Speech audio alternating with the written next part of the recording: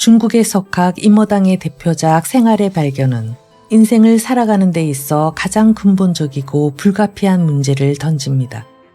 즉, 한 번 주어진 인생을 어떻게 살아야 하는가, 행복이란 무엇인가 하는 것인데요. 생활의 발견은 동서양의 문화를 흡수한 임어당이 자신의 사상과 동양적 예지를 풍자와 유머 속에 밝힌 산문집으로 그는 중국 옛 현인들의 삶인 한적한 생활과 중용에서 그 길을 찾고 있습니다. 누구든지 이 세상에 태어나는 순간 당면하는 문제는 도달해야 할 목적이 아니라 당장 내 앞에 주어진 시간과 매 순간들을 어떻게 살아가느냐 하는 것에 있다는 것이죠.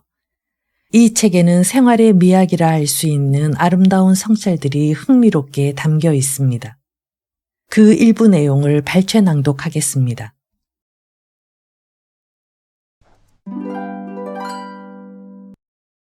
인생의 즐거움. 행복이란 무엇인가? 인생의 즐거움에는 여러 가지가 있다.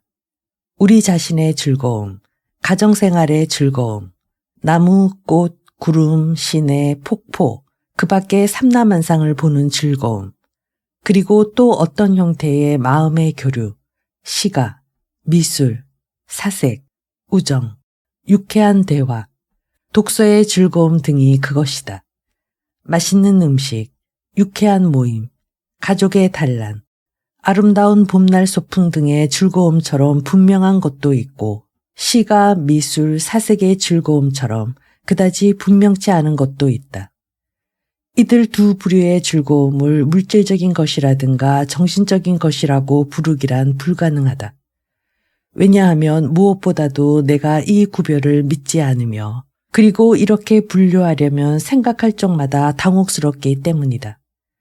남녀노소의 유쾌한 소풍 모습 등을 보고 그들의 즐거움 중 어느 것이 물질적이고 어느 것이 정신적인지 구별할 수 있겠는가?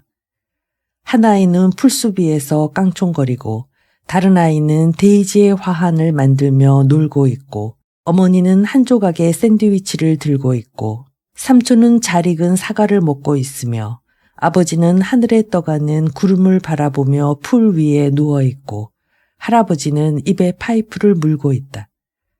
누군가가 축음기를 틀고 있을 수도 있으며 멀리서는 음악이나 물소리가 아득히 들려오기도 한다. 이러한 즐거움 중 어느 것이 물질적이고 어느 것이 정신적이겠는가? 샌드위치를 먹는 즐거움과 우리가 시종이라고 부르는 경치를 감상하는 즐거움의 경계선을 긋는 일이 그렇게 쉬운 일이겠는가? 우리가 예술이라 부르는 음악의 즐거움이 물질적이라 일컬어지는 파이프 취미보다 고급스러운 즐거움이라 생각할 수 있겠는가?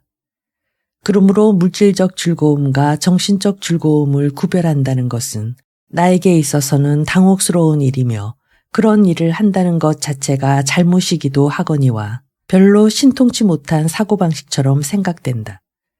그것은 정신과 육체를 엄밀히 구별하고 참된 즐거움을 좀 더 단도직입적으로 음미하지 않는 그릇된 철학에서 비롯된 건 아닐까? 내 주장이 너무 독단적인 것일까? 또는 인생의 본래 목적은 어떠한 것인가 하는 문제를 논함에 있어 논점의 중심을 잘못 잡고 있는 것일까? 나는 지금까지 생활의 목표는 그 참된 즐거움에 있다고 말해왔다. 사실이 그러므로 그렇다는 것뿐이다. 오히려 나는 목표나 목적이라는 말을 쓰기를 주저한다. 참된 즐거움을 취지로 하는 인생의 목표나 목적 등은 인생에 대한 인간 본래의 태도가 어떠한가라는 그런 의식적 목적이 아니다. 목적이라는 말은 공부나 노력이라는 것을 생각하게 한다. 누구든지 이 세상에 태어나는 순간 당면하는 문제는 이제부터 노력해서 도달해야 할 목적이 무엇인가 하는 것이 아니라 우선 평균 50-60년의 인생을 어떻게 살아가느냐 하는 것이다. 이에 대한 대답이 인생 최대의 행복이 발견되도록 인생을 규정해 나가자는 것이라면 그것은 주말을 어떻게 보낼까 하는 것과 같으며 광대한 우주의 기획 속에서 인생의 신비한 목적이 무엇이냐 하는 그런 형이상학적인 명제보다도 현실에 근거한 문제이다.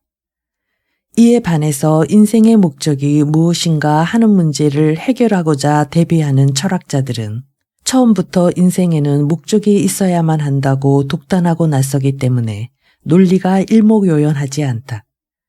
나는 인생에는 반드시 목적이나 의의가 있어야 한다는 따위의 억측으로 판단하지는 않는다. 살고 있다. 그것만으로 충분하다. 라고 월트 휘트먼도 말한다. 살고 있다. 그것만으로 족하다. 아마도 아직 수십 년이나 더 살아갈 수 있을 것이다. 여기에 인생이라는 것이 있다. 그것만으로 충분하다. 이런 식으로 생각하면 문제는 간단해진다. 즉 인생을 즐기는 것 외에 인생에 어떤 목적이 있는가? 자연과 사물에는 일정한 짜임이라는 것이 있다. 그러나 이 말은 내가 몹시 싫어하는 목표나 목적이라는 말과는 뜻이 다르다. 이 말은 자연과 사물에는 하나의 규범이 있음을 의미하며 궁극론까지는 못 되더라도 이 온 우주에 대한 어떤 견해에 도달하고 그 후에 우주에 있어서의 인간의 위치를 정할 수 있다는 의미이다. 자연과 자연 사이에서의 인간의 위치에 대해 생각하는 것은 자연스러운 사고방식일 것이다. 왜냐하면 인간은 살아있는 동안은 자연과 분리시킬 수 없으며 죽으면 자연으로 돌아가기 때문이다. 인간에게는 인간의 위치가 있으므로 주위의 자연과 조화 있는 생활을 한다면 인생 그 자체에 대해 실질적으로 분별 있는 사고방식을 지니게 되며 그것으로 충분한 것이다. 행복은 관능적인 것. 인간의 행복은 모두 생물적인 행복이며 이 사고방식은 매우 과학적이다. 오해받을 위험성은 있지만 이 점에 대해 좀 더 분명히 해두어야 하겠다. 거듭 말하거니와 나는 인간의 행복은 모두 관능적인 행복이라고 생각한다. 유심론자들은 틀림없이 나에 대해 오해를 품을 것이다. 그러나 유심론자와 유물론자는 언제까지든 서로를 오해하게 마련인 것이다. 왜냐하면 이 둘은 같은 말로 논하지 않거나 같은 말을 하더라도 다른 것을 뜻하고 있기 때문이다. 우리는 왜 행복 보존론 속에 서서 유심론자에게 기만당해야만 하는 것일까? 그리고 참된 행복이란 오직 정신의 행복이라는 것을 인정해야만 하는 것일까? 우선 한 발 양보하여 그들이 하는 말을 인정하자. 그리고 즉시 우리의 논지를 진행시켜 정신이란 내분비선의 기능이 완전히 이루어진 어떤 상태이다. 만일 그렇다면 도대체 정신적 행복이 무엇이란 말이냐? 라고 반문한다. 내게 있어서 행복이란 주로 위의 문제이다. 인간의 행복은 대체로 오장육부의 작용에 관계된 문제라는 말을 하여 내가 세상에서 받고 있는 명성이나 존경을 잃지 않으려면 저 미국의 어느 대학 총장의 소매자락 밑에 숨어야만 한다. 여기서 말하는 미국의 대학 총장은 신입생의 각 학급에 훈시를 할 때 제군들이 명심해야 할 것이 두 가지 있다. 즉 성서를 읽을 것과 용변을 잊지 말 것이다. 라고 언제나 말했다. 정말 훌륭하고 지혜로운 사람이다. 총장으로서 이런 말을 하다니 이 얼마나 현명하며 슬기로운 사람인가. 내장만 움직이면 행복하고 움직이지 않으면 불행하다.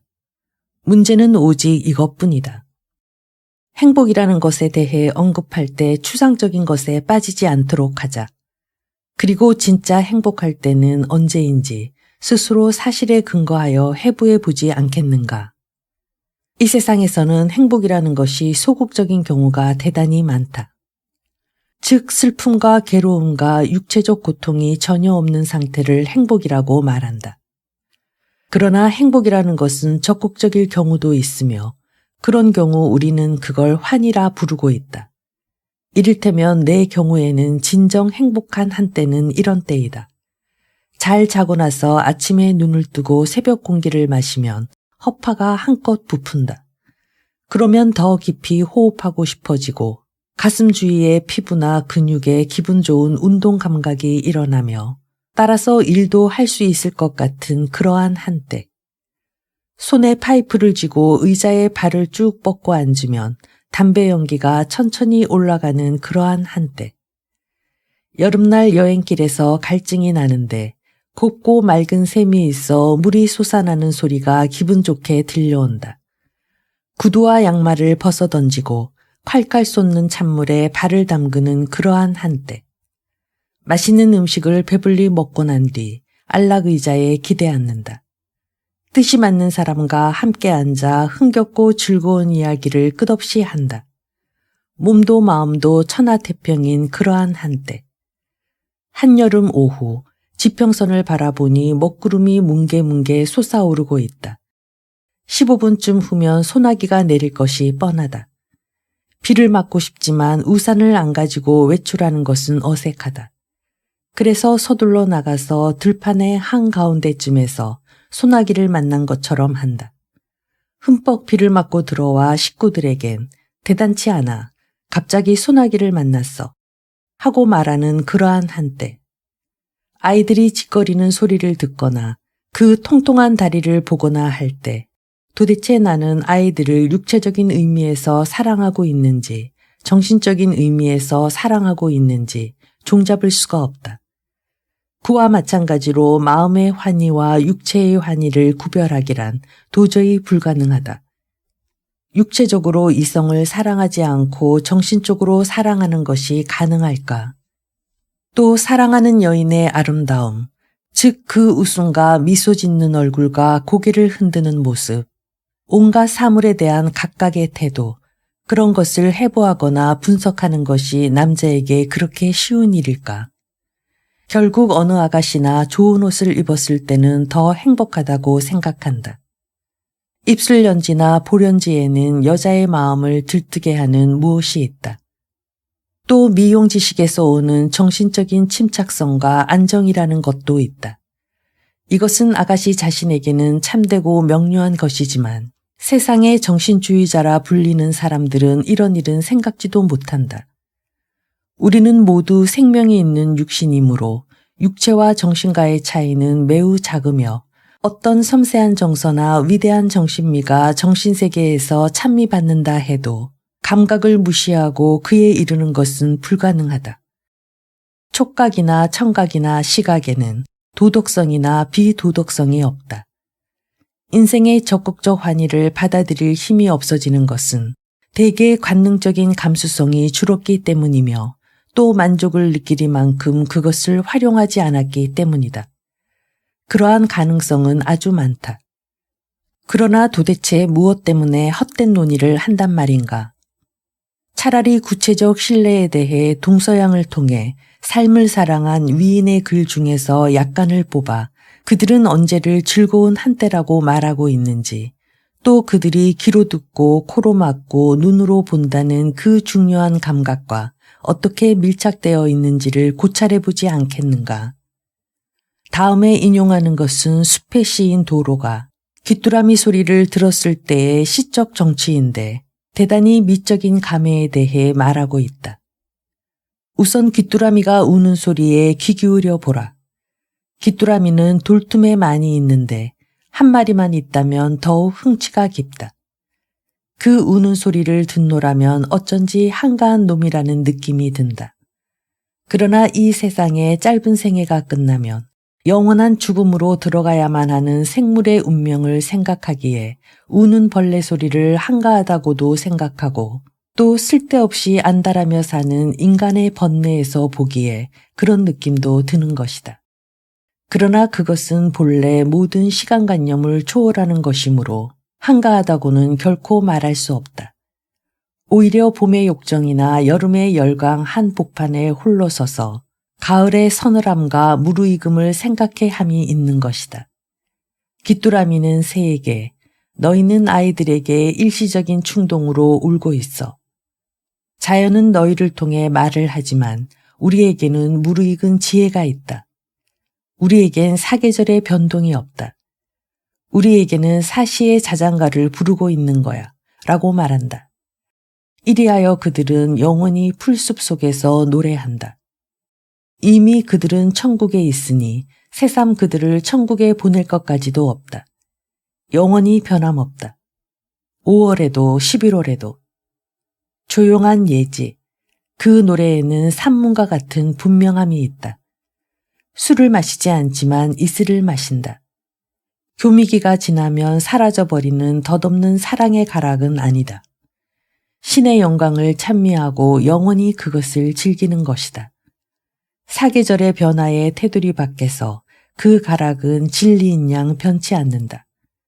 맑은 마음에야말로 귀뚜라미 소리는 들릴 것이다. 휘트먼이 가진 후각과 시각과 청각이 그의 정신성을 높이는데 어느 정도의 힘이 되었는지, 또한 그런 감각을 얼마나 중시했는지 다음 글에서 보도록 하라. 아침부터 내리기 시작한 눈보라가 종일토록 멎지 않는다.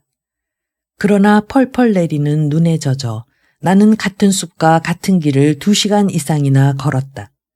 바람은 멎었다. 그러나 소나무 사이에서 가냘픈 음률의 속삭임이 들린다. 아주 또렷하고 기묘한 소리, 여울인 듯하다. 때로는 조용히, 때로는 흘러 떨어지는 듯한 소리. 모든 감각, 시각, 청각, 후각에 형언할 수 없는 만족한 희열. 눈은 내려 쌓인다. 상록수, 호랑가시나무, 월계수 등등 모든 나무의 잎과 가지에 수북수북 쌓인다. 잎은 하얗고 두터운 옷을 입어 에메랄드의 윤곽이 또렷해진다. 질비하게 서 있는 소나무의 높고 고든 기둥과 희미한 송진 냄새가 눈의 향기와 섞인다. 향기가 없는 건 없다. 눈마저 그렇다. 다만 여러분이 맡을 수가 있다면 말이다. 두 장소, 아니 순간과 순간은 각각 어딘지 다르다. 아주 똑같을 수는 없다. 한낮과 한밤중, 겨울과 여름, 바람이 있는 한때와 고요한 한때, 그 향기가 얼마나 그럴듯한가. 정오와 한밤의 향기, 겨울과 여름의 향기, 폭풍우의 한때와 정적의 한때의 향기를 식별할 수 있는 사람이 과연 몇이나 있겠는가. 대체로 시골에서 사는 것보다 도회에서 사는 쪽이 유쾌하지 못하다면 그것은 도회의 시각과 후각과 청각의 변화와 뉘앙스가 시골보다 선명치 못하기 때문이다. 어디를 바라보아도 단조로운 회색 담벽이나 아스팔트 속으로 그것들이 사라졌기 때문이다. 이른바 유쾌한 한때의 진정한 한계, 진정한 자격, 진정한 성질에 대해 말한다면 중국인과 미국인에게는 공통점이 있다. 다음에 언급할 중국 학자가 쓴 유쾌한 순간에 대한 33절을 번역해서 독자에게 보이기 전에 그것과 비교하는 뜻에서 휘트먼의 글에서 한 구절을 더 인용하려고 한다. 이 글을 읽으면 중국인의 감각과 유사함을 알 수 있을 것이다.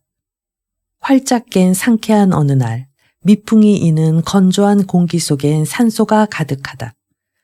나를 감싸고 또한 녹이는 건전하고 말없는 아름다운 갖가지 기적. 나무, 물, 불, 햇빛, 첫소리 중에서 내가 가장 관심을 갖고 바라보는 것은 가을날 특유의 맑은 창공이다. 구름이라고는 크고 작은 뭉게구름뿐 고요히 무엇을 생각하는 듯 무한한 창공 속에 움직인다.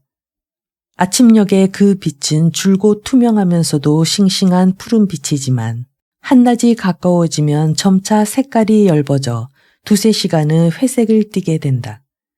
그리고는 한동안 색이 바래서 해질녘으로 큰 나무가 있는 언덕마루의 틈으로 찬란한 빛을 발하는 일몰을 본다. 화염의 빗줄기, 씩씩하고 큰 다망의 장관, 간장빛깔, 해지기 전에 수면에 뿌려진 비스듬히 퍼진 은빛 광택, 투명한 그림자, 빗살, 섬광, 그림에서도 나타낼 수 없는 선명한 색조. 매우 흐뭇한 이 가을의 한때, 나에게 그런 한때가 있었다. 무엇인지 모르지만 주로 하늘이 있기 때문에 가을의 기쁨을 느낄 수 있다고 생각한다. 전에 읽은 적이 있는데 바이런은 임종전 친구에게 전 생애를 통해서 즐거운 때는 단 3시간밖에 없었다고 말했다. 가까이 집 밖에 나가 나무 틈으로 비치는 아름다운 석양을 바라보고 나는 바이런의 이야기를 생각했다. 그러면 나는 행복한 때를 보내고 있다는 생각이 든다. 몹시 즐거운 한때의 기억을 적어놓은 일은 정말 없다. 그럴 때에 부딪히면 메모를 하여 미감을 해치는 게 싫은 것이다. 나는 그저 부딪히면 내맡긴다. 기분 내키는 대로 행동한다. 고요한 황홀경에 몸을 내맡기면서. 그러나 도대체 행복이란 무엇인가? 내가 경험한 것 같은 때의 하나인가? 또는 그와 흡사한 것인가? 혹은 몹시 미묘하여 순식간에 사라지는 색조인가? 이 모두를 형언할 수 없다. 유쾌한 한때 33가지.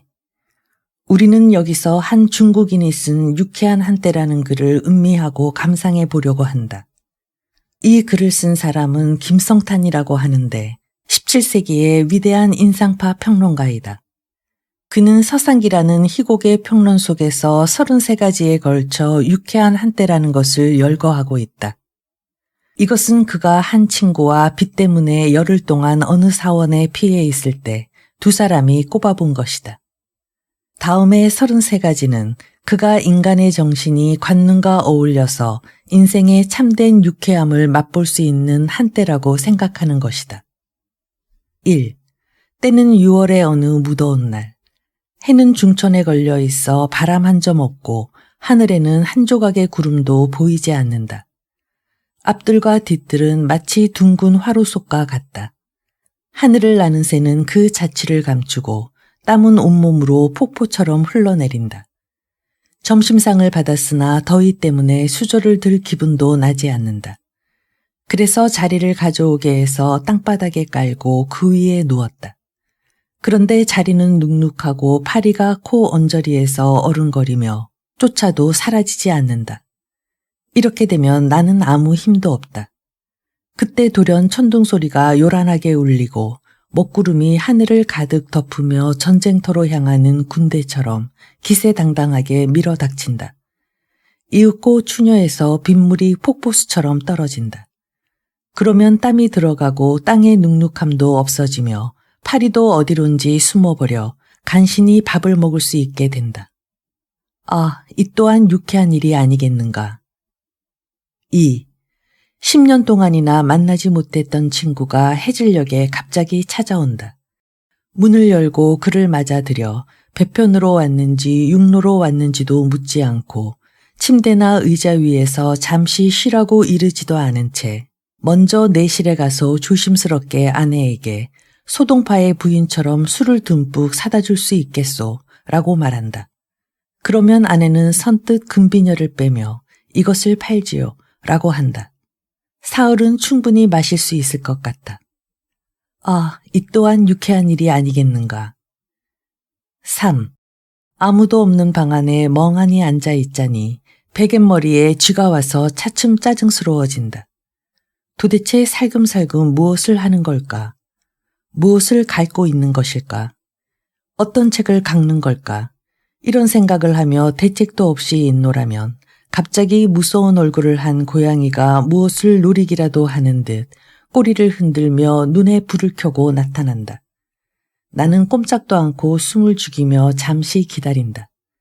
그러면 쥐는 재빨리 짧게 소리를 남기고 바람처럼 사라진다. 아, 이 또한 유쾌한 일이 아니겠는가. 4. 서재 앞에 해당화와 박태기 나무를 뽑고 10그루나 20그루의 파릇파릇한 파초를 심는다. 이 또한 유쾌한 일이 아니겠는가. 5. 봄날 저녁을 로맨틱한 벗들과 술잔을 주고받아 꽤 치기가 돈다. 술잔을 놓기도 싫지만 더 마시기도 어렵다. 그러면 사정을 눈치챈 곁의 동자가 12세 자루에 큰 폭죽을 담은 바구니를 즉시 가져온다. 나는 술자리에서 일어나 뜰에 나가 폭죽을 터뜨린다. 유황 냄새가 코를 찌르고 머리를 자극하여 기분이 썩 좋다. 이 또한 유쾌한 일이 아니겠는가. 6. 거리를 건노라니 2명의 불량배가 심하게 싸우고 있다. 얼굴은 상기되고 눈은 분노에 번뜩이며 마치 불구대천의 원수 같은 형상이다. 그러나 서로 예의를 갖춰 팔을 들거나 허리를 굽히기도 하며 인사를 하고 댁에서는 이라든가 댁을이라든가 어떻게 된 일인가 하면 이라든가 그렇지 않습니까? 라는 등 제법 조심스럽고도 점잖은 말을 쓰고 있다. 그러나 이 언쟁은 끝이 없다. 거기에 느닷없이 육척장신의 우락부락한 남자가 나타나 팔을 휘두르며 큰 소리로 집어치워 하고 외친다. 이 또한 유쾌한 일이 아니겠는가. 7. 독에서 물이 흘러나오듯 내 자식들이 옛 문장을 줄줄 암송하고 있다. 나는 그것을 가만히 듣고 있다. 이 또한 유쾌한 일이 아니겠는가. 8. 식사 후 심심풀이로 근처의 가게를 찾으면 조그만 물건이 사고 싶어진다. 흥정이 거의 끝나가는데도 불구하고 가게의 점원은 물건을 선뜻 내주려 들지 않아 실랑이를 계속한다. 그래서 나는 깎는 값에 해당할 만한 사소한 것을 소매자락에서 꺼내어 점원에게 준다. 그러자 점원은 금방 미소를 띠고 정중히 인사하며 정말 선생님께선 매우 너그러우십니다. 라고 말한다. 이 또한 유쾌한 일이 아니겠는가. 9. 식후 심심풀이로 헌 가방을 열고는 이렇다 할 이유도 없이 가방 안을 뒤진다. 그러면 내 집에서 돈을 빌려준 사람들의 수십 수백 장의 차용증서가 나온다. 채무자 중에는 고인도 있고 생존에 있는 사람도 있지만 아무튼 돌려받을 가망은 없다. 나는 슬며시 차용증서를 묶어 불에 던지고 하늘을 쳐다보며 연기가 완전히 사라져버리는 것을 바라본다. 이 또한 유쾌한 일이 아니겠는가. 10. 어느 여름날 맨머리에 맨발로 문 밖에 나가서 젊은이들이 수차를 밟으며 소주 민요를 부르는 것을 양산을 쓰고 골똘히 듣는다. 논물은 백설이 녹은 것처럼 거품을 내며 수차 속으로 퍼올려진다. 이 또한 유쾌한 일이 아니겠는가. 11. 아침에 눈을 뜨니 집안 사람들이 어젯밤에 누가 죽었다고 수군거린다. 나는 곧 누가 죽었느냐고 집안 사람들에게 묻는다. 그리고 그게 마을에서 제일 타산적인 놈이라는 걸 안다. 이 또한 유쾌한 일이 아니겠는가. 12. 여름날 아침 일찍 잠을 깨니 홈통으로 쓴다며 소나무 선반 밑에서 커다란 대나무를 톱으로 자르는 것이 보인다. 이 또한 유쾌한 일이 아니겠는가. 13. 한 달 내내 계속되는 장마 때문에 술 취한 사람이나 병자처럼 늦잠을 자서 이젠 일어나기도 싫다. 그러자 창밖에 비가 그쳤음을 알리는 새소리가 들린다. 나는 급히 침실의 커튼을 제치고 창문을 연다. 아름다운 태양이 눈부시고 나무들은 방금 목욕을 한 듯이 산뜻하다. 이 또한 유쾌한 일이 아니겠는가. 14. 한밤중 누군가가 멀리서 나를 생각하고 있는 듯한 느낌이 든다. 이튿날 나는 그 사람을 찾아간다. 그 집의 거실로 들어서니 그 사람은 남쪽을 향해 책상 앞에 앉아서 무슨 기록을 읽고 있다. 내 모습을 보자 재미있다는 듯이 고개를 끄덕이며 팔을 잡아 앉히고 마침 잘 왔네. 이걸 읽어보게나 라고 한다. 이리하여 우리는 서로 웃으며 벽에 햇살이 사라질 때까지 즐겁게 이야기를 나눈다. 이윽고 친구는 배가 고파진 듯 자네도 배가 고프지 라고 내게 슬며시 말한다. 이 또한 유쾌한 일이 아니겠는가. 15. 내 집을 짓겠다고 별로 진지하게 생각한 것도 아닌데 뜻밖의 약간의 돈이 들어왔으므로 집을 지어볼까 생각한다. 그리고 나면 아침 저녁으로 제목을 사라느니 돌을 사라느니 기와나 벽돌이나 도려나 못을 사라느니 하고 성하다. 나는 이것들을 사기 위해 거리마다 샅샅이 찾아 헤맨다. 그것도 모두가 집을 짓기 위한 것. 그렇다고 그 짓을 하고 있는 동안 새 집에서 살 수 있는 것도 아니다. 이윽고 그런 것은 단념하고 싶어진다. 그러던 어느 날 드디어 간신히 집이 준공된다. 벽에는 칠을 하고 방바닥은 말끔히 닦여지고 창문에는 종이를 바르고 벽에는 족자를 건다. 일꾼들이 다 가고 벗이 찾아와 잘 정돈된 여기저기의 의자에 걸터 앉는다. 이 또한 유쾌한 일이 아니겠는가. 16. 겨울밤 술을 마시다가 방 안이 몹시 추워진 것을 갑자기 깨닫게 된다. 창을 열고 내다보니 한방눈이 내려 벌써 새치가량 쌓여 있다. 이 또한 유쾌한 일이 아니겠는가. 17. 나는 오랫동안 승려가 되고 싶다고 생각해왔다. 그러나 고기를 먹을 수 없다고 하여 생각만으로 그치고 있었는데 승려가 되어도 육식을 할 수 있다고 가정하자. 그렇게 되면 대야에 가득 물을 담아 끓이고 잘 드는 면도기로 여름 동안에 머리를 깎는다. 이 또한 즐거운 일이 아니겠는가. 18. 여름날 오후 크고 새빨간 소반에다 새파란 수박을 올려놓고 잘 드는 칼로 자른다. 이 또한 유쾌한 일이 아니겠는가. 19. 신체의 음부에 약간의 습진이 생겼으므로 문을 꼭 닫고 가끔 김을 쐬기도 하고 더운 물에 담그기도 한다. 이 또한 유쾌한 일이 아니겠는가. 20. 가방 속에서 우연히 옛 친구들의 자필 편지를 발견한다. 이 또한 유쾌한 일이 아니겠는가. 21. 가난한 선비가 돈을 꾸러온다. 그러나 이야기를 꺼내지도 못하고 우물쭈물하며 화제를 엉뚱한 곳으로 돌리려고 한다. 참으로 딱하게 생각하고 둘만이 있는 곳으로 데리고 가서 얼마나 필요하냐고 묻는다. 그러고 나서 방에 들어가 돈을 건네주고 자네는 지금 가서 문제를 해결해야 하나 좀 더 앉아서 한잔하고 가면 어떤가 라고 묻는다. 이 또한 유쾌한 일이 아니겠는가. 22. 여기는 조각배안. 미풍이 상쾌하게 불지만 배에는 돛이 없다. 그러자 갑자기 큰 배 하나가 나타나서 쏜살같이 다가온다. 그 배에 다가가 갈고랑이 막대를 걸려고 하자 뜻밖에도 쉽게 걸린다. 나는 그래서 그 배와 줄로 연결한 채 끌려가게 된다. 그리고는 두보의 시를 읊기 시작한다. 그리고 유쾌하게 웃는다. 이 또한 유쾌한 일이 아니겠는가. 23. 벗과 같이 살집을 찾고 있는데 마땅한 집이 눈에 띄지 않는다. 그때 누군가 와서 알맞은 집이 있다고 한다.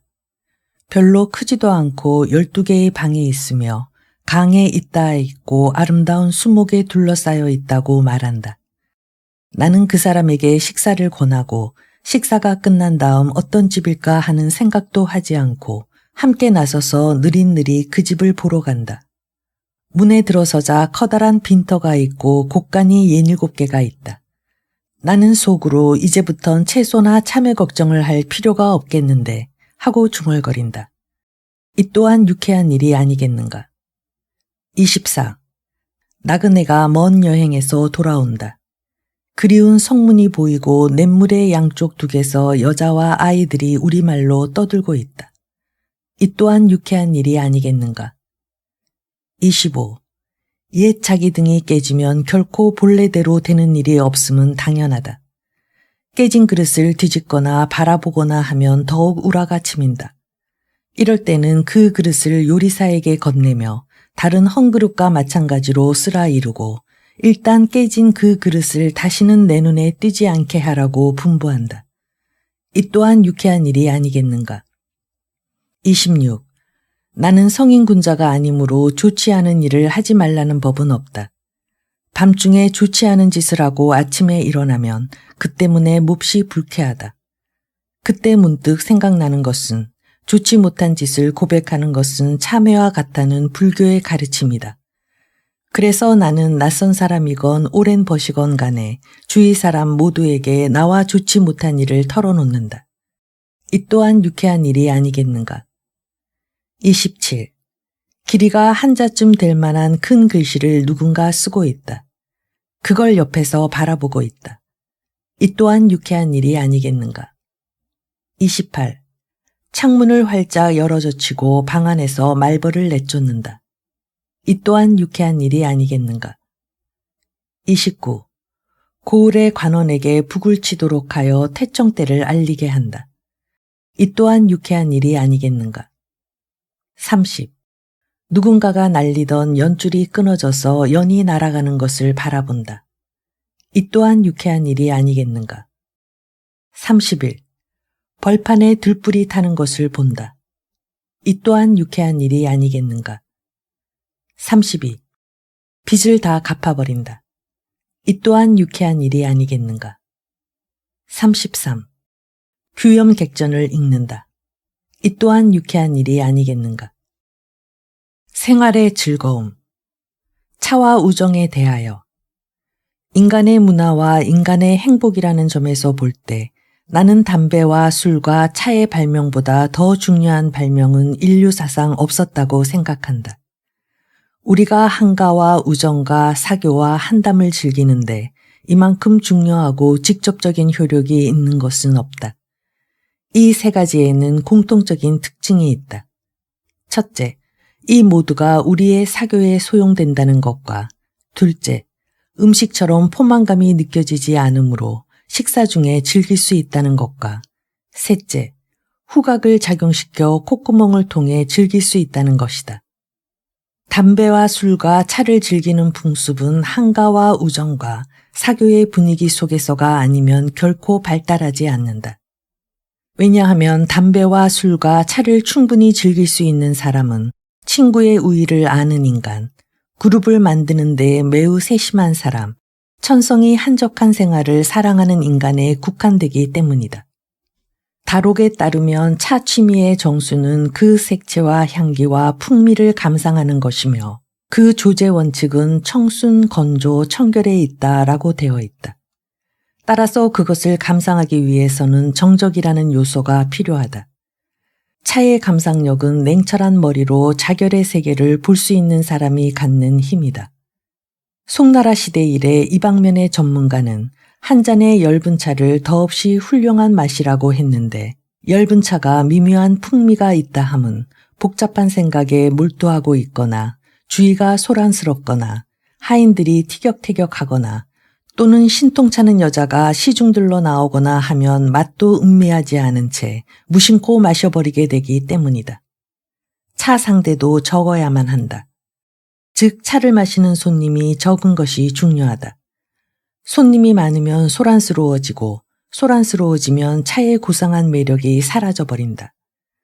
혼자서 차를 마시면 속세를 떠났다 이르고 둘이서 마시면 한적이라 이르고 서너 명이 마시면 육회라 이르고 대여섯이 마시면 저속하다 이르고 옛일곱이 마시면 비꼬는 말로써 박애라 이른다.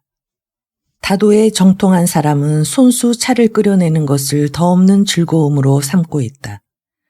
참으로 차를 사랑하는 사람들의 기분으로는 모든 차 도구를 만지작거리는 기쁨은 다만 만지작거리는 그 자체가 즐거운 것이다.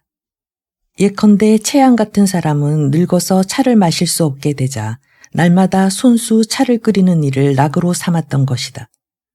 또 한 사람 주문보라는 학자처럼 매일 꼭두새벽부터 밤까지 6번씩 일정한 시간에 차를 끓여 마시고 차주전자를 너무도 사랑하여 죽을 때 함께 관에 놓도록 했을 정도의 인물도 있다.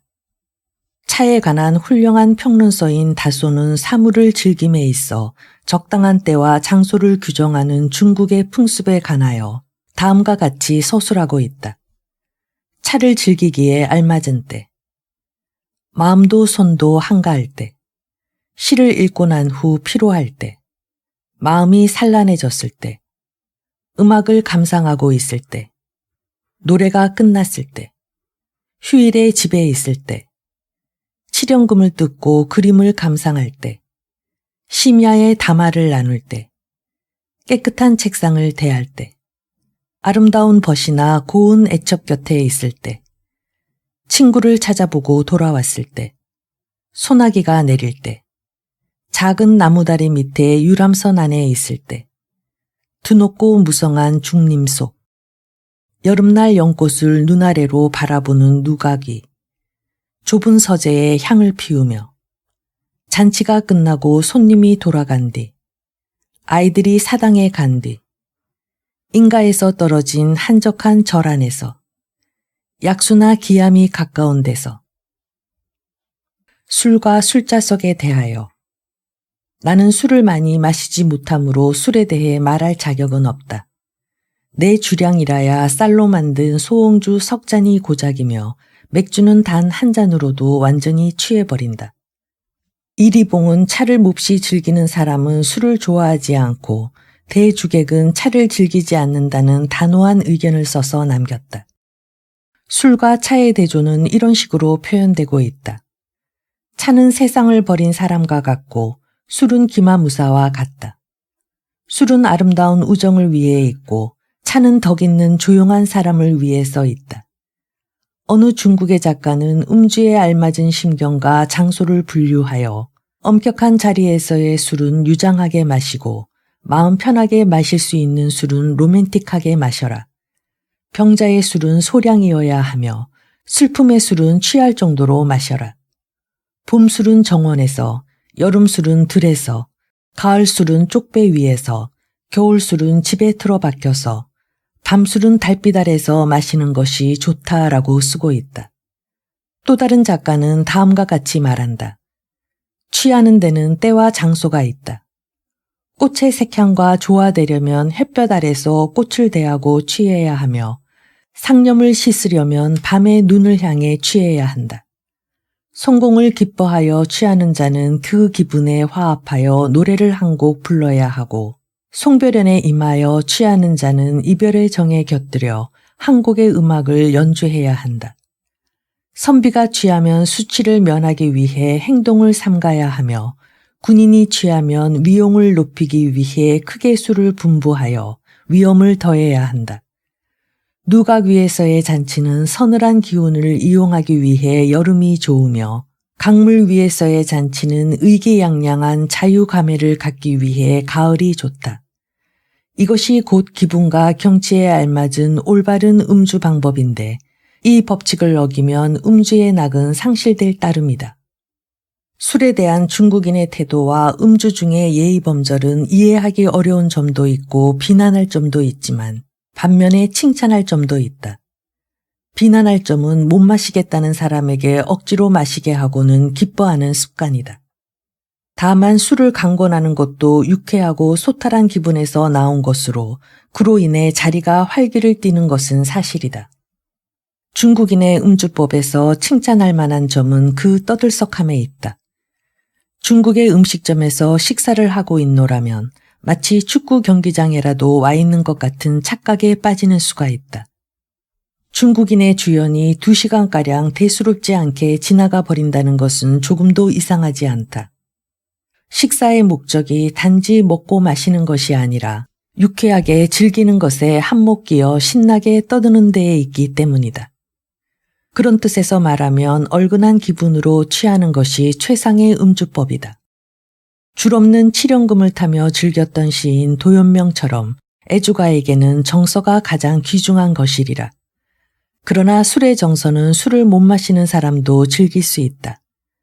일자 무식이라도 시응을 알고 기도를 하지 못해도 신앙심이 있으며 술 한 방울 입에 대지 못해도 시응을 이해하고 암송론 하나 몰라도 그림에 대한 애착이 있는 사람이 있다.